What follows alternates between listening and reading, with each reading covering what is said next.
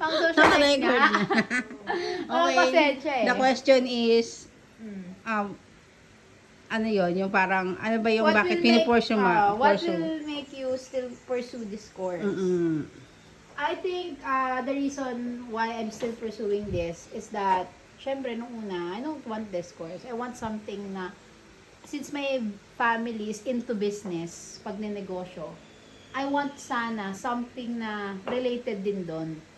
Para it would help me to really equip myself sa skills na kailangan ko. Kasi, more on, ano sila eh, both side ko, more on businesses sila.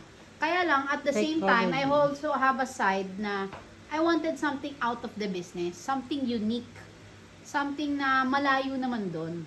Para, if mapunta man ako sa business world one day, meron akong pag-ayaw ko na dyan sa business world, pwede akong makalabas na outside doon, malayo siya, na hindi masyadong business. So, I pursue something na, kung magpupursue man ako ng professional course na 4 na taon, na medyo mahaba yung panahon, why not choose social work, diba? Something na malayo siya, in something na, although malayo siya sa gusto kong mangyari, malapit naman siya sa puso ko.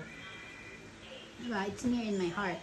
So, if gusto mo ma-pursue talaga to, una, syempre parang ayaw mo siya, pero I think yung something na magpapa-encourage sa'yo is yung mga tao, yung tignan mo yung reality sa labas ng Pilipinas, sa labas ng bahay. Kung sa village kayo, wala kayong makitang mahirap na tao doon, labas kayo talaga sa community. Maraming kailangan ng tulong. Ngayon, it's something that you could give back to the Philippines itself. So, ang pakahirap talaga. Pangalawa, para ma-continue mo to, nakita mo na yung social realities paglabas ng bahay, yung community, ang hirap, ganyan. Alam mo na yon. Pangalawa, I think para ma-continue mo pa rin itong i-pursue is by really learning yung proseso niya. Ang hirap aralin kasi ang daming concepts, ang daming, totoo lang yan, libro ko, mahirap siya, makapal, ang daming and also technicalities. May law pa that you need to memorize. So, for me, in order for you to love this course is to really love reading also. Magbasa ka na magbasa, mag-gain ka ng knowledge, mag-research ka, etc. Kasi, hindi mo talaga magugustuhan to pag hindi mo siya inaaral eh. Pero habang inaaral mo siya, unti-unti kang mahuhulog sa kurso na to. Sometimes you don't need to love it eh. Sometimes you need to do the work. You need to do the work. Hindi po pwedeng petics ka lang. Pangatlo, for you to still pursue this course is to really get involved. Really get involved sa nangyayari. Kasi kung mas nilalayo mo yung sarili mo, malamang hindi mo ito magugustuhan. Pero kung patuloy mong ilalapit yung sarili mo, may in love ka. Diba? So, for example, ayaw mo talaga ng social work, punta ka sa mga tao. Kasi malawak ang social work eh. Pwedeng ayaw mo ng casework, pero gusto mo ng community organizing, social work.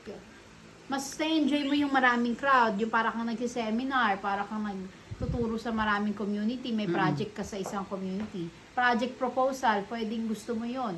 Oh, may gusto kang subjects, hindi mo gusto yung isang subject na to, pero it doesn't mean hindi mo na gusto yung social work.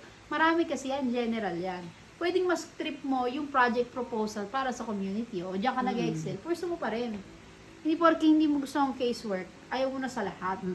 Marami, napakalawak ng social work. Hindi nga siya para psychologist more on ano lang eh, tao eh. Diba? Ito napaka-holistic, napakalawak. Ang dami mo pwedeng trabahuin dito. Diba? So, yun lang naman.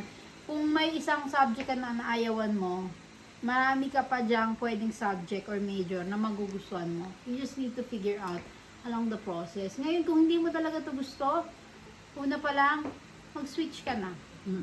Kung hindi talaga ito yung nasa puso mo, kasi it will be a burden for you, kasi paano kung wala ka naman masyadong This is ganyan. kung bakit sinasabi mo to. Parang yung iba kasi ang baba ng tingin sa social work. Yeah. This is the, anong masasabi mo? No. Sa social work, diba? This is the importance I of really social beg to work. disagree. Hindi, kasi mapakaganda naman ng kursong to eh. Nung una, hindi ko rin naman sila masisi. Oo. Yung mga taong nag-iisip niyan. Because, to be honest, at the first at the first year ng pag-aaral ko, meron akong side na ganun eh. Na parang ang baba ng tingin ko sa sarili ko kasi social work. Tapos, kasi syempre from the business world, parang layo niya eh. Diba? Parang hindi to yun eh. It's not me eh. Pero, at the same time, hindi naman yun yung nag-ibabaw sa akin eh. Mas inisip ko, bakit ko pahalagaan yung isipin ng ibang tao? Sino ba yung taong yun? Sino ba yung nagsabi na yun? Ay, baka kasi successful na siya. Oo, success ka na, pero minsan ba, nag-care ka ba sa tao? Sa paligid mo? Nagkaroon ka ba ng puso, malasakit sa iba? Kasi kung meron kang ganon, itong social work, hindi mo siya mamaliitin. Hindi mo siya para maliiting profesyon. Kasi, it's for the people eh. It's for the life of the people that we're talking about. You're fighting for the rights. Yung mga taong na-abuse. So, it's not something to be belittled for. Those people na belittling this course, minamalit tong course na to, they have a different heart maybe. I cannot judge them fully. But, maybe they don't have the heart for the people. And, kung iniisip man nila, late lang kasi ng sweldo niyan eh, bakit diyan ka pa? No, actually, nag-increase ang sweldo mo. Pagka depende sa pag-promote mo, syempre you still need to have masteral degree para tumaas ng 40, 50, 60. Ang teacher ko, parang 100 something na ang kanyang sweldo. Pero of course, bago naman tumaas yun, may pinagdaanan siyang proseso. Ganun talaga, it's a full of work. Pero wala naman basta yung mayaman sa social work eh. Totoo naman yun, wala naman talagang basta nagbo-boom. I think magiging komportable ka lang sa buhay. Kahit pa paano, ma-afford mo yung dati mong mag-upgrade ka, pero yung yaman, hindi instant dito. Kaya kung gusto mo ng mayaman na mabilis ka, gusto mo at the age of 30, mayaman ka na agad. I think this is not the course. This is not the course. Kung gusto mo 30, mayaman ka agad, this is not the course. Kasi nakikita ko yung mga nagsasucess dito mayaman agad or may mga 40, 50 pa. So, kung gusto mo to, dapat may sideline ka pa. Para mas may pera ka pa. Yun lang naman. Kung pera ha, pag-uusapan. Pero, for me, career-wise, and if this is what's really in your heart, why not pursue it?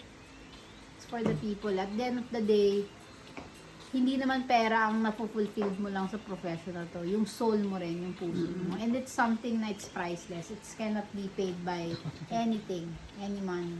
Thank you. Wow, ang visual ah.